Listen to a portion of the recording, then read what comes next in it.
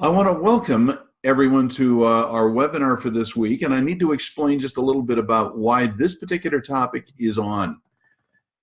Uh, Mike and I have talked to and literally been to hundreds of dental practices, and we've helped in developing their brand, their identity within the community in which they reside. Some have been really good, and some have just been awful, remarkably poor. And I'm talking about the brands, the image, and even the names of the practice. Now, one of the recurring themes that we get is people will ask us, what should I name my practice? Now, believe it or not, there is a branding strategy that goes along with it, and Mike has done some research, is going to help us with that today. I'd like to make this one of those episodes that you will send to a friend who's setting up a new practice and is trying to figure out, how do I brand this? How do I make an image that will last and won't be too transitory, that won't work against you? And believe me, some of these brands that we've seen are awful. But Mike is going to help solve that. So Mike, take it away. Thank you for that introduction, Scott. And it's very true. This is a topic that it's an interesting one, in that we have a lot of people who ask this question, and it's a good question to ask, frankly, because it's the question that almost everybody gets and either overthinks or doesn't think about enough. Now, Scott, are you seeing my presentation here? Yes, or you've already left? Yes, I am. All right, awesome. Okay.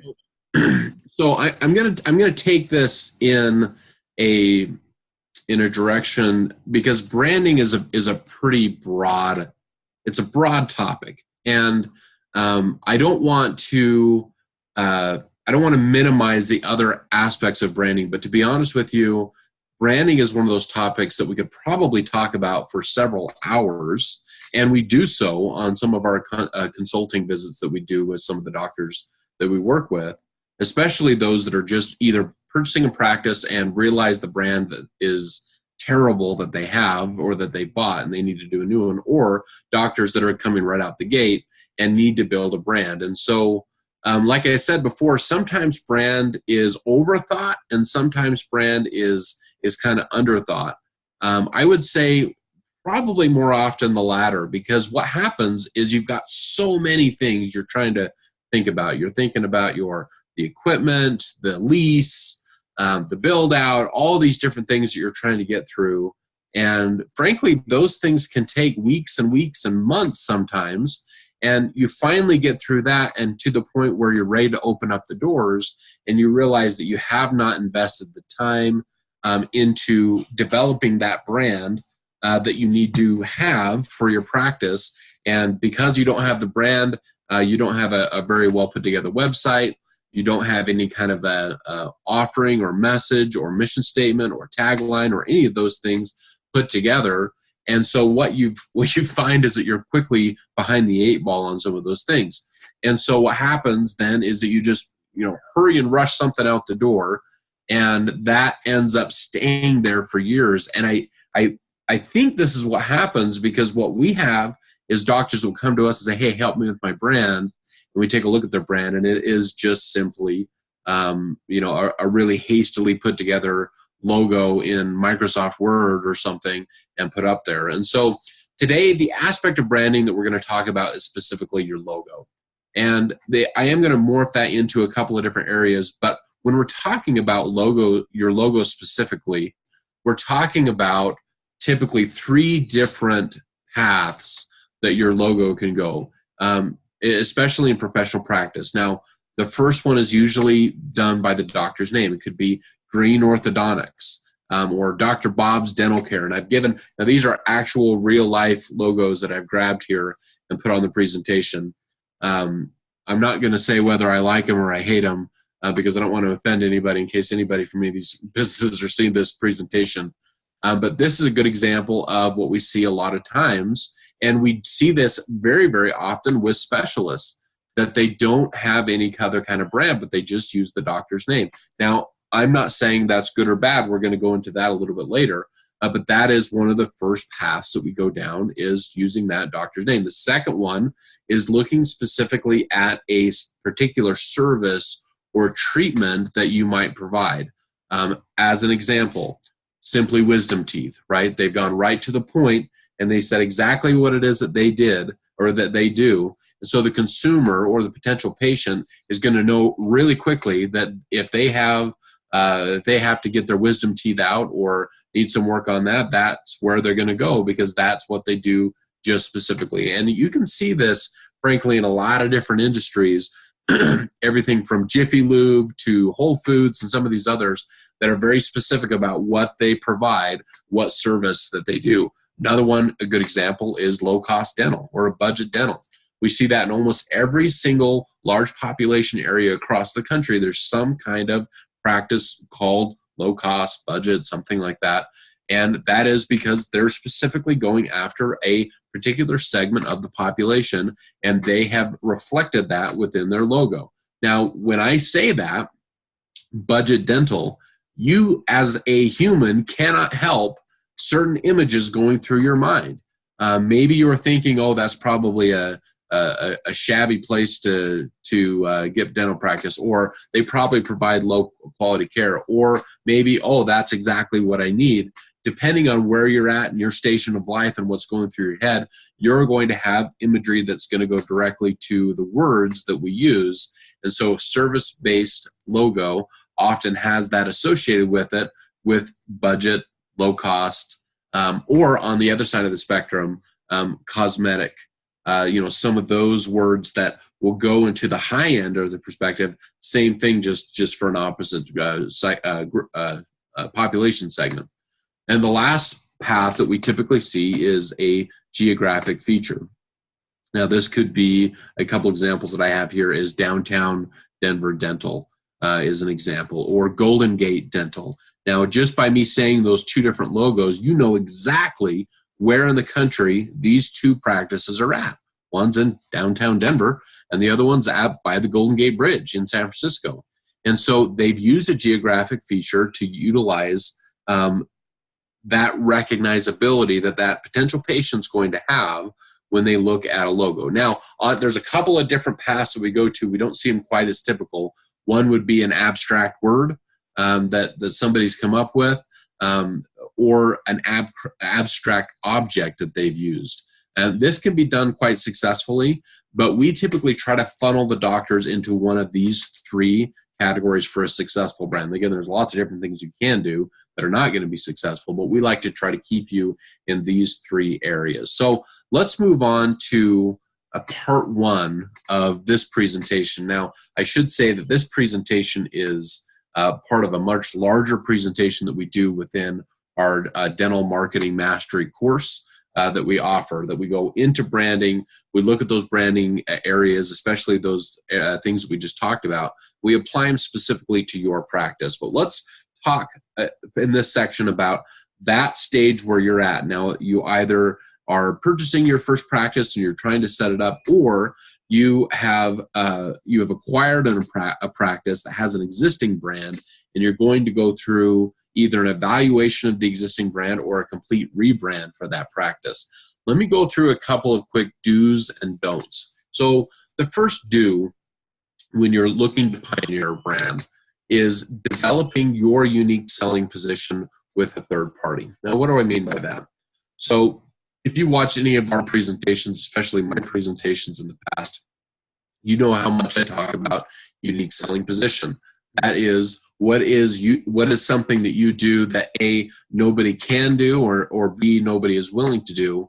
You're developing that uniqueness about your practice. Now, admittedly, that's a very difficult thing to do, especially if you're in a high population area that has a lot of different practices. It's something that you usually have to bring in, and I would always recommend bringing in a nonpartisan third party that, frankly, they don't care whether you succeed or fail, and they can give you the real truth about how well your unique selling position is going to sell within that community. You certainly don't want your mom giving you that advice on how great of a job you've done developing your USP. You need to have that unique third party. And that is something that both Scott and I can provide, is giving you the real 2 cents on your USP for your practice. Now, this is something that takes time. It takes time and it takes investment on your part.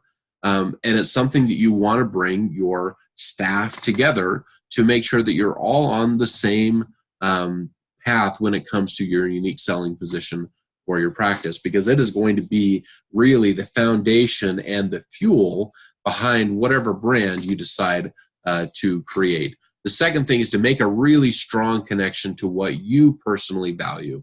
Now, is that you value time? Are you valuing money? Are you valuing services? What is it that you really value as the business owner for this particular practice? When you're developing that brand, you want to make sure that that thing lines up with what you do. If you have a really difficult time treating patients who are either Medicaid or maybe are going to be a slow pay on their bill, maybe money is not the right, if that is something that you value in a high way, maybe that's not the right path that you should go when developing your brand. If you are valuing time away from the practice and you want to be a dad or a grandpa or a mom or whatever, and you're only going to be there part-time, you probably don't want to put your practice as a 24-hour dental or emergency dental. Even though the market may say that's what they want, if that conflicts with the values that you have and how you want to develop that business, you will have something happen with your practice that will be very disastrous later on, in that the public will soon realize that you're a charlatan and you're a fraud when it comes to your brand. And if you said that you're emergency dental, but yet you never can take late night emergency calls, that will start reflecting in your Google reviews, some of the other areas, and will start to decrease the reputation that you have in an area. So make sure, and again, it's not bad to value your time away from the practice. It's not that bad to value a high profit in your practice. It's not bad to want to help your fellow human beings and be that budget dental. And none of those things are bad things, but you have to connect to who you are as a practice owner and how that's going to play in to your practice. Now, the third do that I'll say when pioneering your brand is to make sure that you hire staff that is engaged with your same values. Now, there is a ton of resources and books and trainings that are available to anybody through TED Talks, through YouTube, a lot of different places that talk about this buzzword culture. Now, I think that the word culture has probably been stripped of some of its identity over the last couple of years because it's been overused, but you truly need to develop a culture within your practice and hire the right people to be in your practice. I cannot, and we're going to talk about this more in a second, but I cannot tell you how many doctors that I've talked to that have purchased a practice and purchased the staff that came with it and are now being held hostage by that staff member because they are not the right person for the team. They do not value the same thing as the doctor values.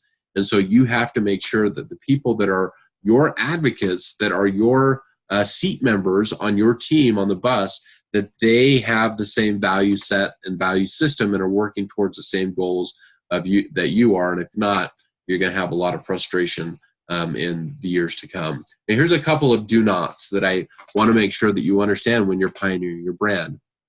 You do not want to make the decision based solely on the numbers. Now, I know what you're saying. You're probably saying, Scott's going to fire you, Mike, for saying something like that, because we're a numbers company. We provide you with all the demographic numbers, the psychographic information, everything that you need to know number-wise for the practice location that you're evaluating.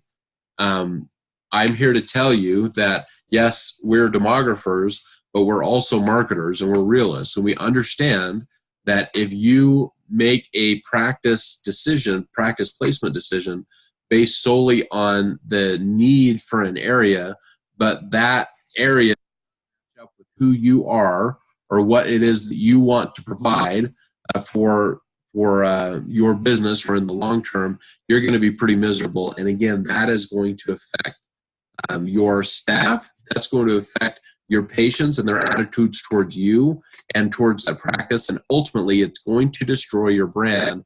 And if not destroy, it's gonna at least consistently be eroding it. And so you are going to have to spend extra money, extra work maintaining your brand if you're not matching up with the people that you're treating. Now, the second, do not, and no offense to anybody that's got a relative that's a firefighter, but do not become a firefighter. And what I mean by that is do not become the doctor that goes from one fire to the next, and that's all you're doing. Or you're going from one staff drama to the next staff drama to the next staff drama. That is, again, something that will slowly erode your brand, and it won't matter how pretty your logo is or how pretty your website is. The people will know very quickly that you are, again, a charlatan and a fraud when it comes to being true to your brand that you're putting out there. Now, the third thing, we talked about this just a second ago, being held hostage by a staff member that does not connect to your brand and values. And the last thing is, do not lose control of the conversation. Now, there are lots of just amazing doctors out there that we work with, great clinicians, incredible doctors, credible people, but they have lost control of their reputation conversation online. And it doesn't matter how much money they put towards branding, they always have this residual contingent online that erodes that brand. And so if you have 1,000 people that love you, but 100 that don't, those 100 are typically really loud, and they can really create a huge dent in your business. And again, that is your brand, your identity, your staff, all the things that you're shooting for is that brand. And if you lose control of that conversation, you're going to be in a lot of trouble. So again, another different training on how to maintain your reviews and keep in control of that conversation. I won't get into that now, but that is something that we will probably talk a little bit more in the future about. Okay, so let's now go to where are you going with the practice. Now, one of the first questions to ask yourself is, are you a business owner or are you a clinician? Second one is, what is your plan going to be in 5 or 10 years? Now, you might ask, why does that matter when it comes to branding?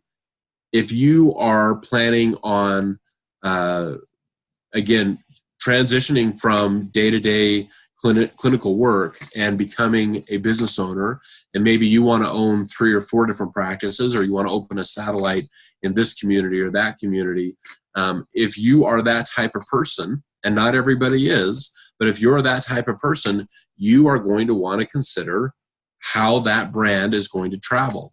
Can your market justify more than one office with your brand? If you do a real specific geography-based logo like Downtown Dental, then you decide you're going to open up another office at the outskirts of Denver, that brand probably is not going to travel super well, and people will have a little bit of brand confusion. Now, that's not to say that you wouldn't do a different logo or a different brand, but I can tell you that the doctors that we've worked with that are able to open multiple practices under the same brand, they have strength and they have momentum because you're able to pool to a larger population group. And so it's not always the right decision to keep your brand going to every single practice. But if you can, you need to think through that at the early stages. Again, I've had a lot of doctors that we work with that are at that 5 or 10 year mark of their practice, and they're now asking me to help them do a complete rebrand so that they have a brand that will travel. It would have been much better for them, and they wouldn't have lost a lot of marketing momentum if they had thought through that aspect of the brand early on and allowed it to be able to travel. The fourth thing you need to think of is, can you manage a business remotely? How well are you going to manage that brand? And the last one is, does your brand choice allow you to expand? Again, the name, the service that you're going to provide, or the geographic location that you've decided to rest your hat on for the brand. Okay, so the last section for that pioneering stage of your brand is to really define of who are you serving. Now, again, this is our pitch for demographic and psychographics.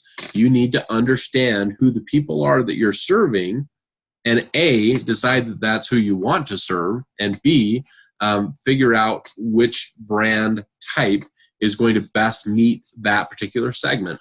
As an example, if I decide to go with a name like Budget Dental, that's probably because the demographics and psychographics have told me that I have probably a lot of average income families who make too much money to qualify for Medicare, but probably not enough to be able to afford dental insurance. That is a huge psychographic segment and demographic segment within all different parts of this country. There is a lot of people in that segment that feel a little bit left out because they don't dare go into the cosmetic dental spa practices like that, and they also don't want to go into the Medicare or other low cost, what they perceive to be maybe a lower value dental office. And so if I've decided that I have that enough of that segment, I need to probably make the brand based on that. Now, I go back to Dr. Bob's Dental. If I've got enough segment that are highly invested into the doctor that's actually going to treat them, and I want to build the brand around me and my name, which is often a very, very good choice, most often, for a lot of doctors, a great choice, then I need to make sure that that is part of my brand. Excuse me. Again, this is such a valuable thing. And I can tell you from many, many years of being a search engine optimization specialist, I can tell you that most dental industries, most specialties, specifically orthodontics, pediatrics for sure, one of the two highest searches that are done there is, number one, how much is it going to cost? Number two, who's this person that I'm going to allow to spend so much time with my kid and build a relationship with? And so that doctor's name becomes very, very important, and their reputation and the referrals that you're going to get from your neighbor on that doctor's name. You will find that that becomes a very, very important thing. So again, if that's the segment that you want to go after and you have talked to that third-party group like Dr. Demographics and said, yes, there's enough of those people to go after them, then you may want to consider that for your particular brand. Now, families that want a doctor to be very conveniently located to them, downtown Denver is a great brand for them, because that's targeting probably people that are working downtown, families that live downtown, families that probably don't get out the family car very often because they're walking here or there.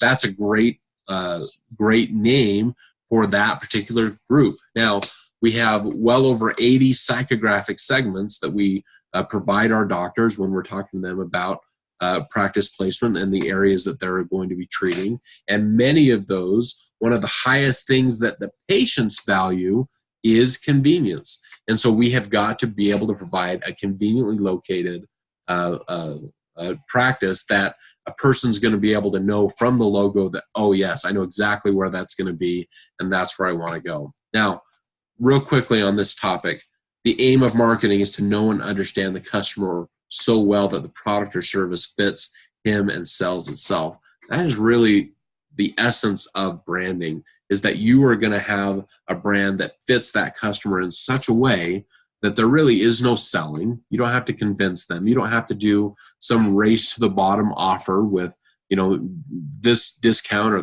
this coupon, but it fits them so well that you're able to have a product that truly sells itself. Peter Drucker was right on when he said that, because that is the goal of not only for professional practice, but every other business in the world. Okay, let's get into the meat and potatoes of logo planning and actual development of the logo. Now, again, I've been doing this for a really long time, over 20 years, and I have worked with so many businesses that are starting up and they're building their brand, both outside of professional practice and inside. And this is always the conflict that they run into. They are talking with either a marketer or they're talking to an artist.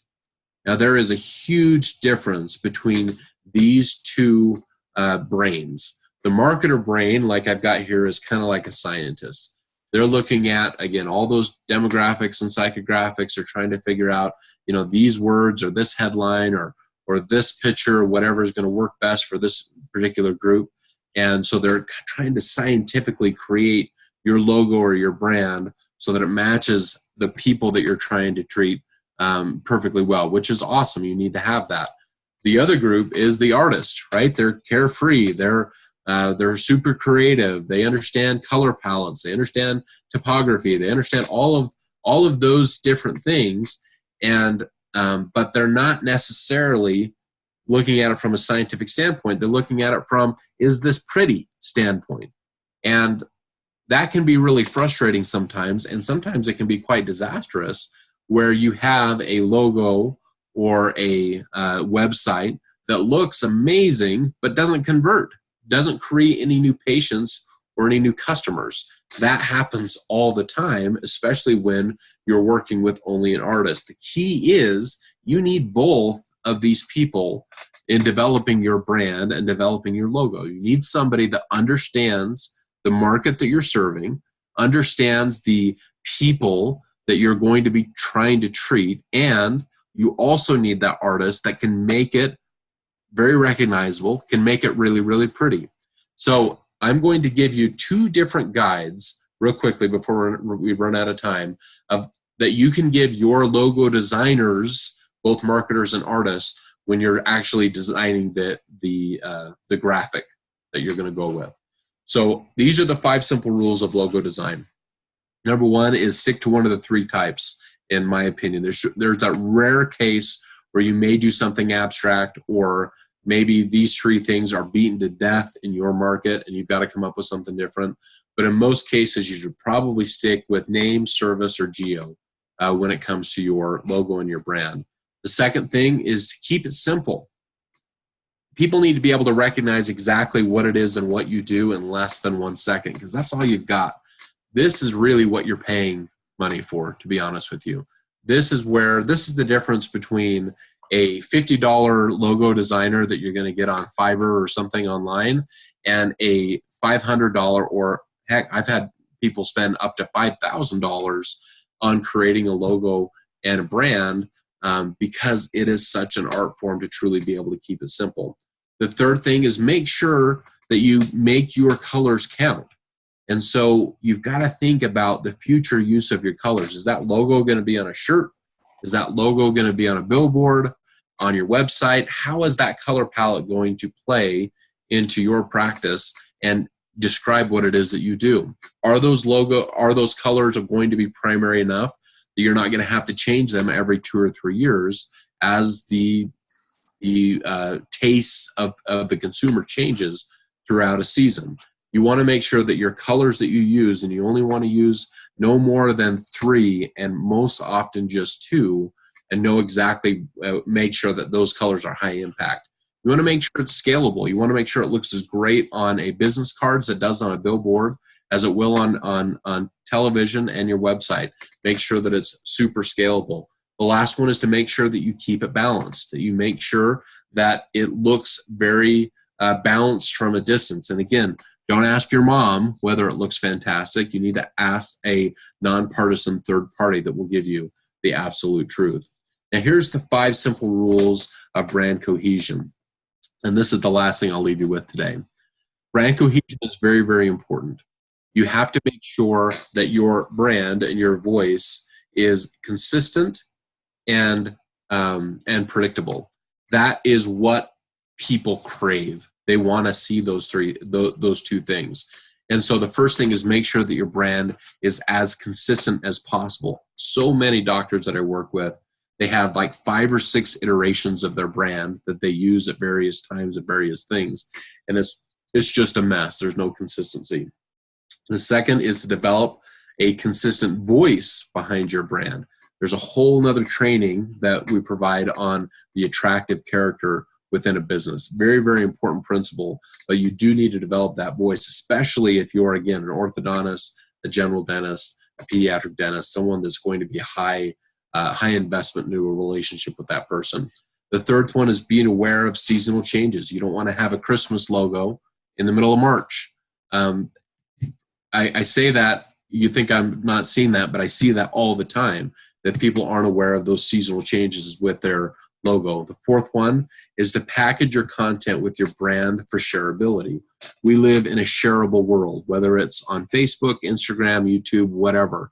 Make sure that the content that you're creating, that you're spending money creating, is packaged in a way that your brand can be shared with ease.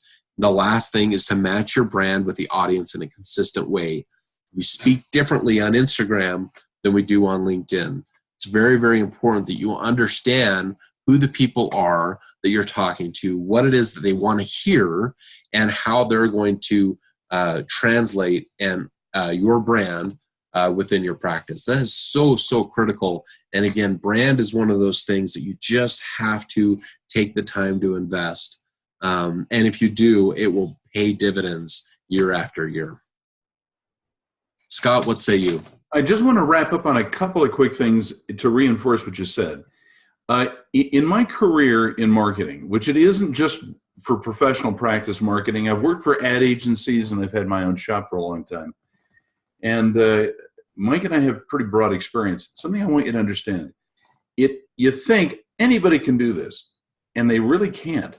Because when it comes to creation of a brand, there's a strategic and a research side to this that is also creative. And if you screw it up, it will take your entire investment and put it right down the toilet, because you're being paid primarily for your clinical work, but the manifestation of it is your brand. But if I were to say that, of all the things you need to also consider, having a good copywriter, someone who knows how to write about what you do, then represent it graphically, is money so well spent. But unfortunately, most professionals don't think, how hard could it be? Trust me, it matters. And the other thing that I'm going to have to throw out is this. There's a common thread that's going throughout all professional practices, and that is stock footage, stuff that doesn't look original, things that are not customized. Yeah. So web design or logo design and other things that look just like everybody else's are defeating you. You don't want to do that. It's got to be unique. Now, I wish I had a different last name. My name is McDonald. You think you've got a branding problem, huh? You think you've got a problem? Well, anyway. And of course, it's marginally better than green, if you know what I'm saying. That's what I'm saying. And that's the thing, is that, brand is not something that you can just, have your nephew do it in grandma's basement. I mean, it's something that you do need to invest in, and it's going to take some time, and it needs to be part of your budget. But unfortunately, most often it's an afterthought. Well, at Dr. Demographics, we actually can help you to develop a brand and implement it at a reasonable price. It will also be well researched, because just like Mike was saying, our numbers are good. Well, actually, he was kind of slamming us on numbers, but the fact is, the numbers matter. And so we want you to have a successful project. Now, let's say you're starting out, give us a call. When in doubt, call us. Now, Mike is probably the best person to talk about developing the brand, and he'll help that process, but we have lots and lots of vendors to help. And you don't have to pay it through the nose to do it. So, ladies and gentlemen, boys and girls, I want to leave you because our time is up. Thank you so much for watching. And if we can help you, please give us a call or contact us at drdemographics.com. Thanks again.